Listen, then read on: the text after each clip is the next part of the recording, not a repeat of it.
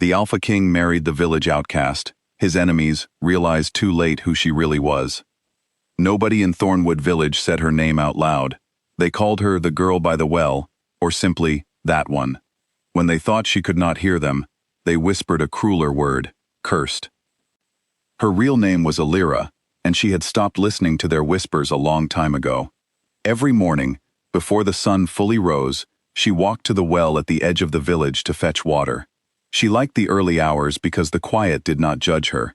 The village, on the other hand, judged her all the time. Down her left arm ran 3 long scars, pale against her brown skin. She had gotten them when she was 6 years old, during a wolf attack that nearly killed her. The village healer had said it was a miracle she survived. But instead of seeing a miracle, the villagers saw something to fear. They decided there must be something wrong with a girl who lived when she should have died. So Elira grew up alone. She fetched her own water, cooked her own meals, and mended her own clothes. She was only 19, but she often felt much older, worn down by years of being looked at like a mistake nobody wanted to fix.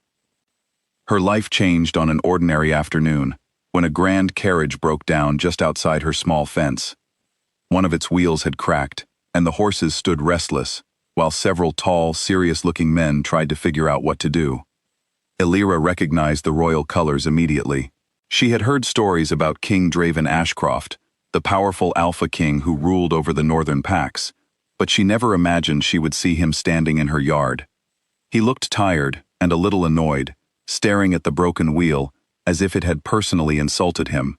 Elira did not wait for permission. She walked over, examined the crack, and began fixing it with quiet confidence. She had repaired wheels many times before, back when her father was still alive, and taught her how to care for their old cart. The king watched her closely. He expected her to bow, or to stare at him with wide, nervous eyes, the way most people did. Instead, she simply handed him a rag to wipe the grease off his hands, and returned to her work without another word. Nobody had treated him so normally in a very long time. He found himself oddly grateful for it.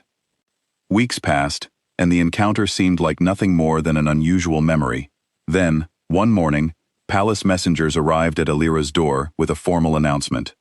King Draven required a wife, someone who held no political ties to any rival pack, someone the southern clans could not object to.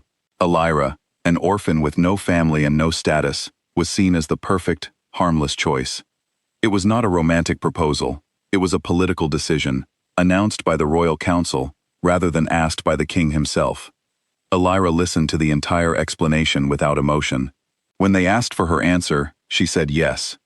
She told herself it was because the palace offered a warm bed and a roof that did not leak, not because of anything deeper. It was easier to believe that than to admit she was curious about the quiet man who had looked at her like she was simply a person, not a curse. Her wedding was grand and cold. The cathedral was filled with nobles who whispered behind painted fans, wondering why their king had chosen someone so plain, so scarred, so forgettable. Elira wore a beautiful gown that felt heavier than it looked, weighed down by the stares of strangers who had already decided who she was. That night, in the palace's grand bedroom, King Draven stood by the window with his back to her, saying nothing about the whispers already spreading through the court. Word had already reached every corner of the palace. The king had married the cursed girl. Convenient, disposable, temporary. Elira slept peacefully anyway. She had heard worse insults from people who mattered far less. In the months that followed, the court tested her, the way a pack tests the weakest member of a new group.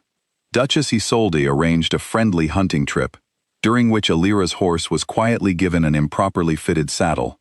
Elira noticed the mistake before mounting, calmly adjusted it herself, and rode out with the group, as if nothing unusual had happened. By the end of the hunt, she had brought down a magnificent stag that the Duchess's own son had been chasing for over an hour. Just luck, the nobles muttered among themselves, but their voices carried less certainty than before. Not long after, Lord Ashen cornered her in a quiet hallway, sneering as he made a comment about pretenders, wearing crowns they did not deserve. Elira looked at him steadily, the way she used to look at cruel children who threw stones at her back in the village. She was not afraid. She was simply taking note, the way she always did. filing away every unkind word for later. "Careful," she said quietly. "I have survived worse things than men who mistake words for teeth." She walked away, and Lord Ashen did not follow. Slowly, the court began to notice something strange about their new queen. She did not flinch at insults. She did not cower before power. She observed everything and forgot nothing. The real turning point came 6 months into her marriage, during a tense war council. Scouts had reported that the southern clans were preparing to attack the kingdom's border, and the generals argued endlessly about strategy, each one certain of his own plan. Elira sat quietly at the edge of the room, as queens were expected to do, listening to grown men argue in circles while a map of the kingdom sat untouched in the middle of the table, red pins marking the enemy's advance. Finally, she stood and walked toward the map. "You are defending the wrong place," she said calmly. The room fell into stunned silence. Several generals exchanged amused glances, clearly unsure whether to be offended or entertained. "And how?" General Cade asked, raising an eyebrow. "Would you know something like that?" Elira did not hesitate. She moved 4 pins across the map, redirecting attention from the heavily guarded mountain pass to a quiet, overlooked marsh nearby. "Because that is exactly how the pack that attacked my village got in," she said. "Not through the pass everyone expected them to use. Through the marsh, nobody bothered to watch." Nobody in the room spoke. Elira's scarred arm rested openly on the table, and for the first time, she did not feel the need to hide it. The scars were not something shameful to her anymore. They were proof of what she had survived, and more importantly, proof of what she had learned.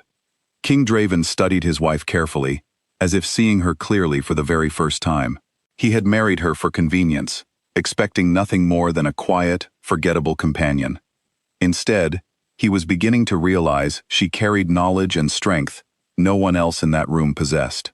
3 days later, the southern clans attacked exactly where Elira had predicted. Thanks to her warning, the kingdom's forces were ready and successfully defended the marsh, preventing a serious breach into their lands. The victory was celebrated throughout the palace, though few understood it was Elira's memory of her painful past that had saved them all. Slowly, whispers throughout the court began to change. The woman they once called cursed and disposable started being spoken of with quiet respect. Nobles who once ignored her began seeking her opinion. Even Duchess Isolde, who had once tried to embarrass her, found herself asking Elira's advice on matters of trade and diplomacy. That night, after the celebrations quieted down, King Draven found Elira standing alone on a palace balcony, watching the distant marshlands where fires from the battle still glowed faintly in the darkness. "You could have told me all of this before," he said softly, stepping beside her. "About your village, about what happened to you." Elira kept her eyes on the horizon. "You could have asked," she replied. "For 11 years, nobody asked me anything. Nobody wanted to know why I had these scars, or what I remembered, or what I had learned from surviving. They only saw someone broken." Draven did not offer an apology in words, but he stood closer to her than he ever had before, his shoulder gently touching hers. For a king who rarely showed his feelings, the gesture meant more than any spoken words could. Elira did not step away. In the weeks that followed, their marriage slowly transformed from a political arrangement into something warmer, though neither of them spoke of it directly. Draven began seeking her counsel, not just on matters of war, but on decisions concerning the entire kingdom. He noticed how she treated servants with the same respect she gave nobles, how she remembered small details about people's lives that others overlooked, and how she never once used her new power to seek revenge on those who had mistreated her. Word of the queen's wisdom eventually reached beyond the palace walls, traveling all the way back to Thornwood Village. The very people who once called her cursed and refused to speak her name now spoke of her with pride, claiming they always knew she was special. Elira heard about this through a traveling merchant, and though she said nothing about it, a quiet, knowing smile crossed her face. She understood the truth clearly. The village had not changed because they finally saw her value. They changed because power had changed how they were willing to see her. She did not need their approval anymore. She had already found something far more meaningful within the palace walls, among the very people who had once doubted her the most. As the seasons passed, Elira became known throughout the kingdom, not as the outcast the king had reluctantly married, but as the clever and courageous queen who had saved her people through wisdom hidden inside her own painful past.